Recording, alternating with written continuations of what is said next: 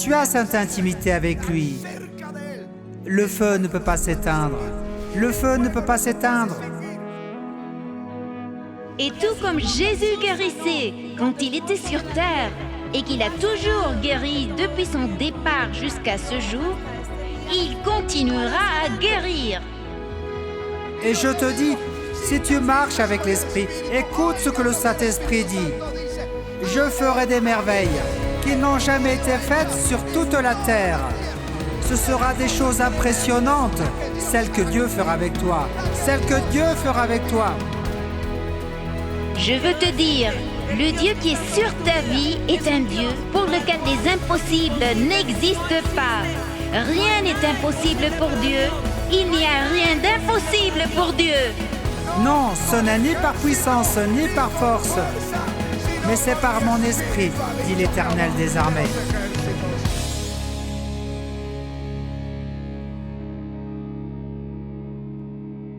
À la croix du calvaire, Jésus n'est pas seulement mort pour nos péchés, mais il l'a fait aussi pour nous guérir de toutes nos douleurs.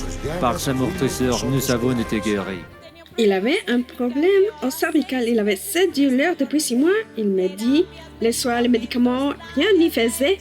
Aujourd'hui, le pasteur a donné la parole. Quelqu'un a un problème au niveau du cou. Il est raide. Mais une brise d'eau fraîche est en train de toucher ta tête. Et la douleur est partie. Elle est partie. Ni les soins, ni les médicaments n'ont détendu les muscles. Les tendons de tout en cou. Mais l'onction de l'esprit, oui. Merci Seigneur, viens ici. J'ai senti la présence du Seigneur et effectivement, depuis ces moments-là, je sens que je n'ai plus ce poids et la douleur dans le cou. Bouge la tête. Il n'y a plus de douleur, Non. plus de gêne. Merci Seigneur. Alléluia. Ce monsieur-ci avait une forte douleur dans les coups. Pendant plus de 20 ans, j'ai conduit des taxis et c'est là où c'est la coiffe des rotateurs et les muscles a commencé à être douloureux et la douleur montait jusqu'au cou.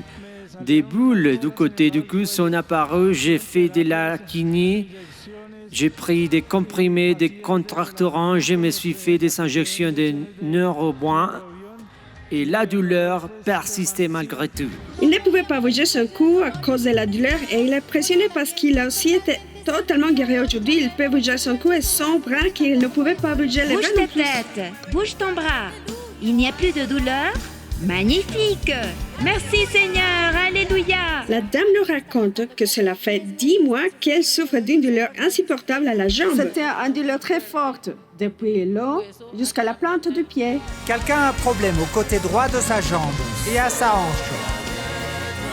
Et elle boite du côté droit. Je suis bénie par Dieu parce que la douleur est disparue. Elle a disparu. Amen. Alléluia. Elle nous raconte que cela fait plusieurs mois qu'elle avait ses doigts raillés, elle ne pouvait pas les bouger. Elle est arrivée aujourd'hui en retard de service. Elle se dit, là, je ne suis pas arrivée au temps de miracle. J'ai entendu la parole et immédiatement j'ai senti la guérison. Elle n'a pas seulement senti, mais elle peut bouger son doigt parfaitement. Elle est arrêtée, mais elle peut le plier. Je vais aussi témoigner au sujet d'une demande de prière que j'ai faite pour une maison de campagne pour me reposer. Et j'ai fait une demande très précise au Seigneur. Le lieu, comment je la voulais, un tas d'exigences que je pensais être incroyables pour moi. Et en effet, ce week-end, je puis entrer et toute la gloire et la reconnaissance sont pour le Seigneur. Amen. Alléluia. Bon avivamiento, nous allons donner la gloire au Seigneur. Herbert et Stéphanie se sont mariés pendant la pandémie. Lorsqu'ils ont commencé à venir à l'église, vous avez pour eux, et vous leur avez dit que rien ne leur manquerait. Et cela a été ainsi. Le Seigneur leur donna leur appartement neuf. En moins d'un an, il leur donna une maison pour la louer. Et maintenant, ils se lancent dans les affaires. Amen. 2 maisons en quelque sorte et leur business. Donnez la gloire au Seigneur. Alléluia. Écoute, Avivamiento, combien le Seigneur fait une œuvre merveilleuse. Si tu désires connaître plus de Jésus, savoir ce qu'il a fait pour toi et ce qu'il pourrait faire pour ta vie, alors prête une grande attention aux paroles suivantes. Il y a seulement 2 chemins, ou l'éternité avec le Père ou l'éternité dans les temps de feu, de la condamnation. Et qui pourra nous délivrer de ces lacs des morts, des destructions? Qui pourra nous sortir de l'enfer? Si ce n'est pas notre propre décision.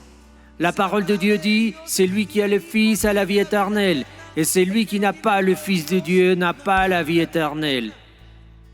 Je veux prier maintenant pour ceux qui disent, je ne vais pas me détourner, ni rester en attendant à voir ce qu'il va se passer. Aujourd'hui, je prends ma décision pour Jésus. Ferme maintenant tes yeux. Fais la prière suivante, mais fais-la de tout ton cœur. Si tu es prêt, dis avec moi, Seigneur Jésus, j'ai besoin de toi. J'étais loin de toi. Je te demande d'entrer dans ma vie, de me sauver. Lave mes péchés avec ton sang précieux et fais de moi une nouvelle création en toi. Inscris mon nom dans le livre de la vie éternelle, ne l'efface jamais. Aide-moi à être fidèle à toi et à ta parole tous les jours de ma vie, jusqu'au jour où je serai avec toi en te célébrant pour l'éternité. Dans le nom de Jésus, Amen et Amen.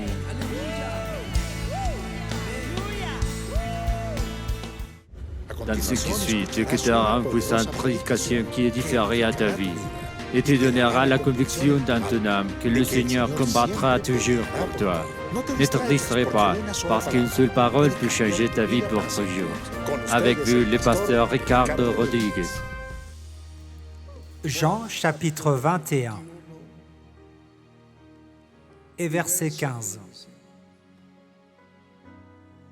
Après qu'ils eurent mangé, Jésus dit à Simon-Pierre, « Simon, fils de Jonas, m'aimes-tu plus que ne m'aiment ceux-ci » Il lui répondit, « Oui, Seigneur, tu sais que je t'aime. » Jésus lui dit, « Paie mes agneaux. » Il lui dit une seconde fois, « Simon, fils de Jonas, m'aimes-tu » Pierre lui répondit, « Oui, Seigneur, tu sais que je t'aime. » Jésus lui dit, « Paie mes brebis. » Il lui dit pour la troisième fois, « Simon, fils de Jonas, m'aimes-tu » Pierre fut attristé de ce qu'il lui avait dit pour la troisième fois, « M'aimes-tu » Et il lui répondit, « Seigneur, tu sais toutes choses. Tu sais que je t'aime. » Jésus lui dit, « Paie mes brebis. » Amen et Amen. Alléluia. Pierre avait récemment renié le Seigneur. Jésus était ressuscité et Pierre l'avait vu, mais du milieu du groupe, car il était caché dans le groupe. Et le Seigneur leur dit d'aller en Galilée, qu'ils se verraient là-bas. Mais je vois un groupe un peu confus, indécis, ne sachant ce qu'ils doivent faire. Et Pierre se met à dérouler ses filets. Et il appelle ses amis et il dit « Allons pêcher ». Et il démêle ses filets, sort sa vieille barque, fixe les hameçons et sort pêcher cette nuit-là, toute la nuit. Toute la nuit. Mais arrive un nouveau jour. Arrive un nouveau jour. Au milieu de cette pêche infructueuse, à quelques 70 mètres de là, dans la brume du petit matin, apparaît la silhouette d'un homme installé au bord de l'eau qui leur dit « Mes enfants, avez-vous quelque chose à manger ?» Et ils lui dirent « Non, nous avons pêché toute la nuit et nous n'avons rien pris. » Et Jésus leur dit « Lancez le filet à droite. » Et après avoir jeté le filet, ils n'ont pas pu le sortir. Il y avait des dizaines et des dizaines de poissons, 153 poissons. Alors Jean dit, c'est le Seigneur. Ça, c'est un nouveau jour. Alléluia.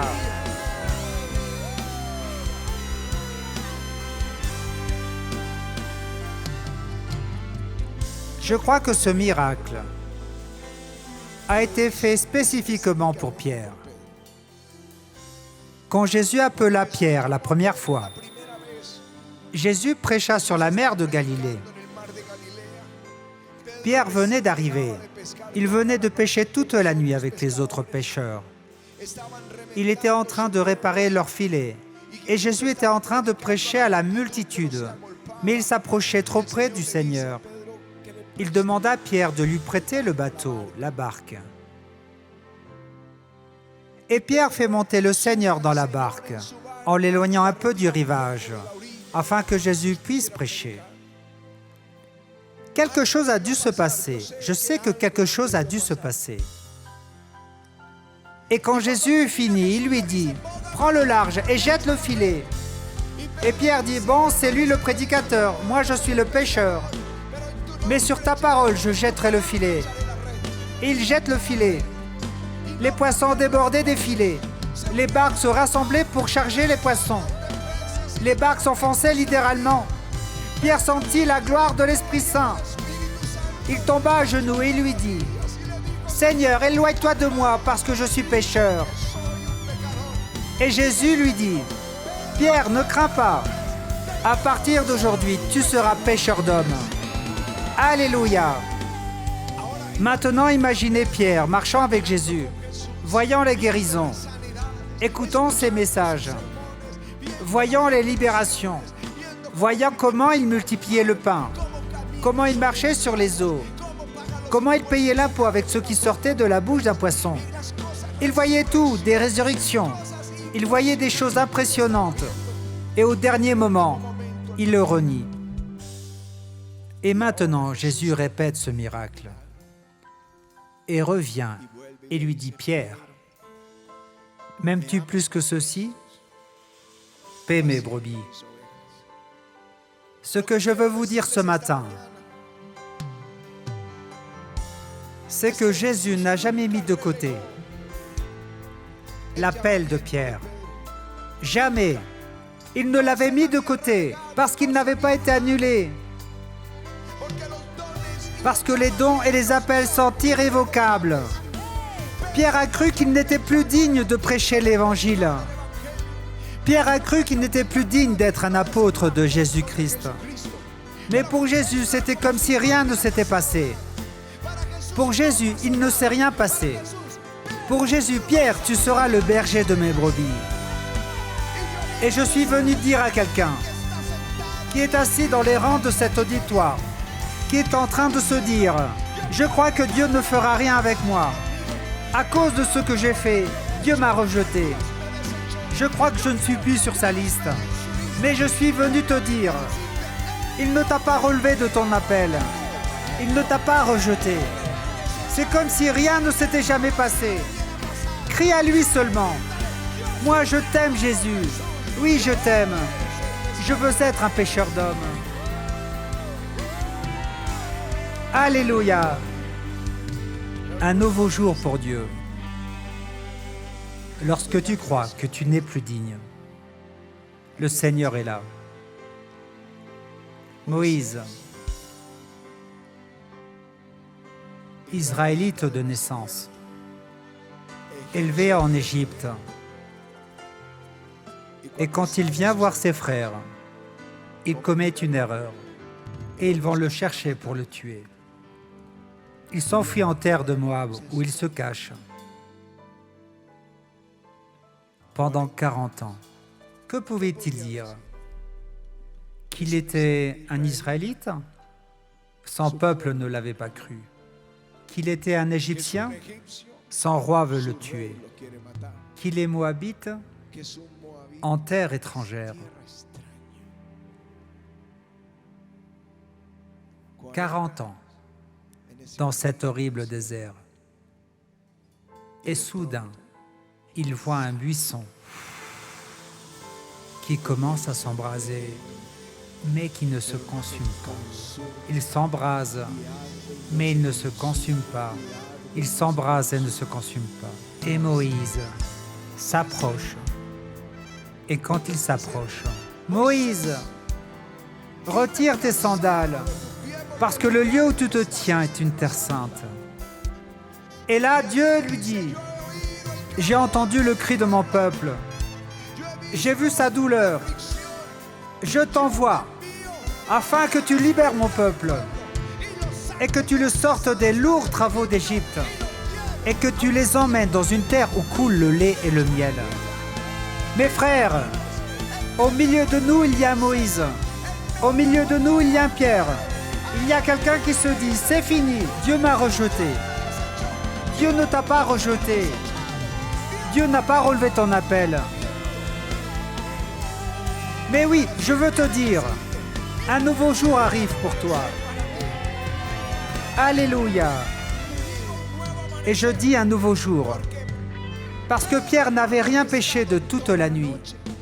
Mais au petit matin, sa bénédiction arrive. Prépare-toi, ton nouveau jour arrive. Ton nouveau jour arrive.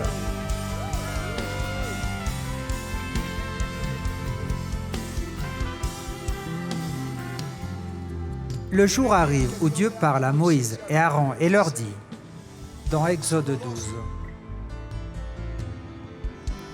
c'est impressionnant. Pendant 430 ans, ces gens ont été esclaves. Ils ont eu la protection de Joseph pendant 70 ans. Joseph avait 30 ans lorsqu'il s'est fait connaître à Pharaon et devint gouverneur de toute l'Égypte. À 39 ans arrive Jacob avec toute sa famille. Jacob, c'est Israël. Et il vient avec toute sa famille. Joseph vit 110 ans. Pendant 71 ans, le peuple fut heureux parce que son gouverneur était un des leurs. Mais le temps de la persécution est arrivé. Le temps de l'affliction est arrivé. Un dirigeant qui ne connaissait ni Joseph ni les siens, qui les a réduits en esclavage pendant 430 ans. Et le Seigneur dit, c'est le mois de la libération. Ce mois-ci, le 14e jour, vous sortirez avec tout l'or d'Égypte. Cette nuit-là, ils préparèrent tout, l'agneau, le sang pour le linteau. Ils mangeaient rapidement. Et les Égyptiens vinrent et leur dirent, sortez. Et lorsqu'ils sortent, c'est un nouveau jour. Alléluia. Alléluia.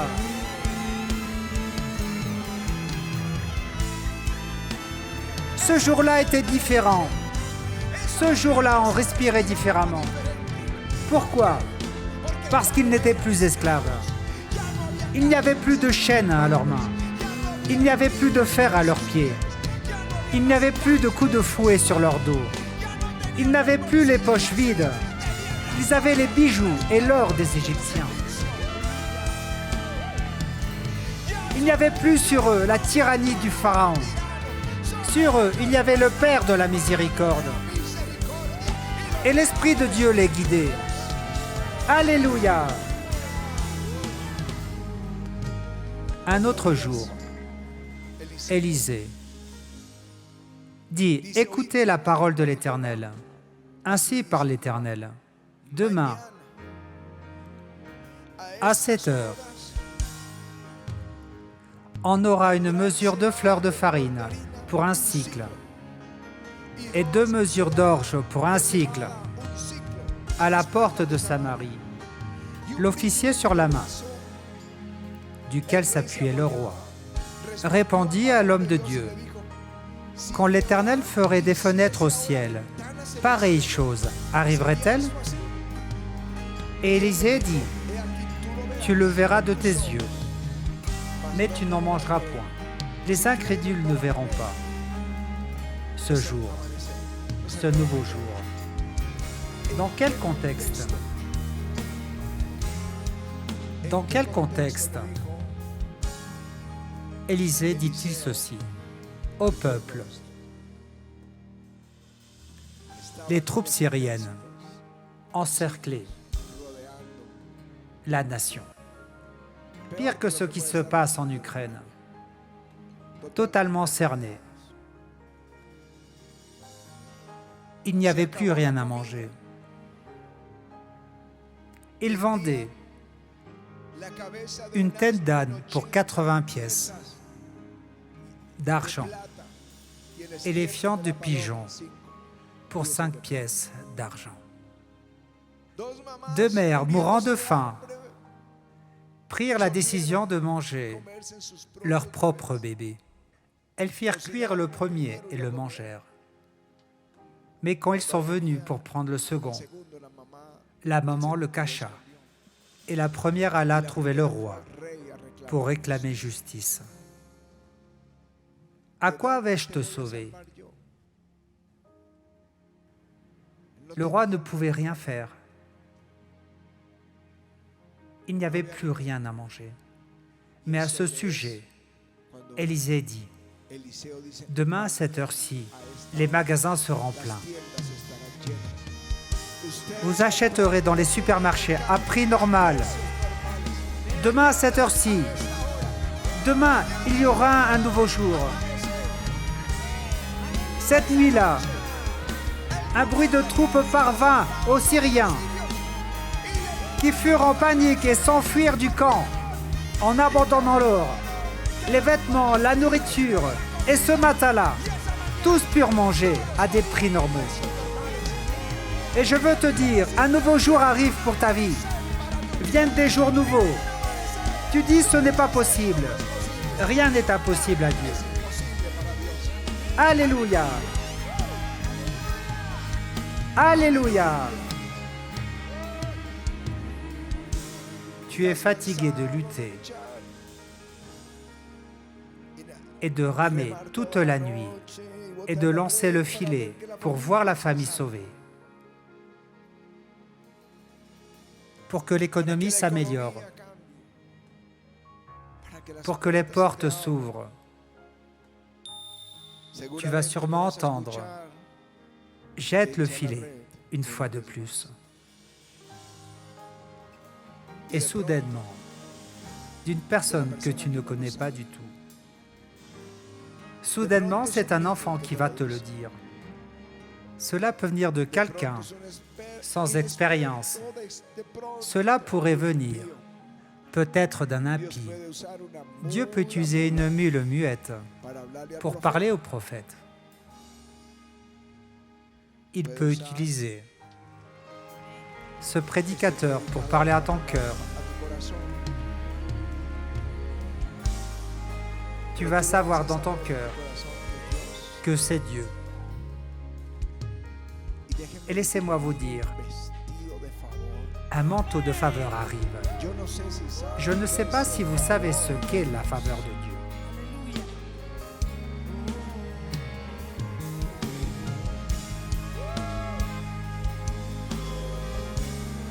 Quand Pharaon entendit le rêve interprété par Joseph, il aurait pu lui dire simplement « Sors de la prison, tu es libre, ou prends ce lingot d'or, ou habite ici en Égypte. Tiens, voilà ton visa. » Mais il y avait une faveur sur Joseph. Ce n'était pas son aspect physique, parce qu'il avait passé 2 ans en prison. C'était la faveur de Dieu. Il dit non, non, non, prends ceci, j'ai 2 chars, prends l'autre char, j'ai le peuple le plus puissant de la terre, prends-le et dirige-le. Cela s'appelle la faveur de Dieu. Alléluia, une faveur de Dieu arrive, on mettra les bénédictions dans tes mains. La faveur de Dieu, c'est un nouveau jour, un nouveau jour. Alléluia.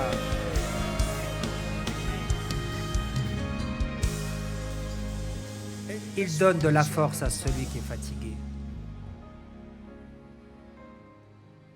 Il augmente la vigueur de celui qui tombe en défaillance. Les adolescents se fatiguent et se lassent. Les jeunes hommes chancellent. Mais ceux qui se confient en l'Éternel renouvellent leur force. Ils prennent leur vol comme les aigles. Ils courent et ne se lassent point. Ils marchent et ne se fatiguent point.